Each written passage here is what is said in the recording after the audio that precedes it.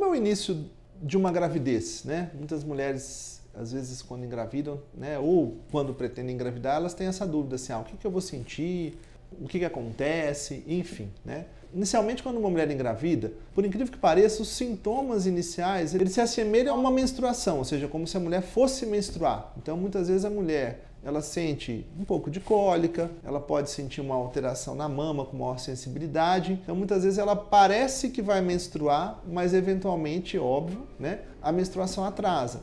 Então, a primeira coisa que acontece muitas vezes, a pessoa assim, ela está nessa expectativa, então ela tem alguns sintomas parecidos com como se fosse vir a menstruação, mas acaba que, obviamente, né, no caso, quando ela engravida, a menstruação não desce. Então, essa é a primeira coisa que acontece. Muitas vezes é comum ter um pouco de cólica, é comum ter essa maior sensibilidade na mama, né? Essa primeira seria os sintomas. Aí depois que a mulher descobriu que está grávida, né? Ou seja, ela fez o teste, enfim. Nem todas as mulheres vão ter enjoo, né? Que é um sintoma bem comum, né? Então, outro sintoma comum é enjoo, náusea, enfim. Obviamente que tem extremos. Tem mulheres que não sentem absolutamente nada, como tem mulheres que têm uns sintomas exagerados. E a gente até chama de hiperemese ou hiperêmese gravídica, que é aquela mulher que realmente ela vomita muito, tem muito enjoo, mas o enjoo e a náusea, ela não é necessariamente um sintoma que vai ocorrer em todas as mulheres, né? E aí tem aquela coisa assim, quando eu vou conseguir ver o bebê mexer, o que vai acontecer?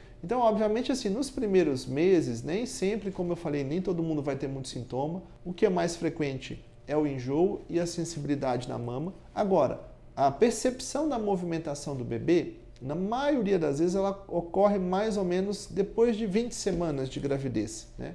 Que seria mais ou menos aí no quarto, quinto mês de gestação, né? E depende também um pouco assim, né? Se em mulheres que são mais magras, eventualmente elas podem perceber isso de uma forma um pouco mais precoce, né?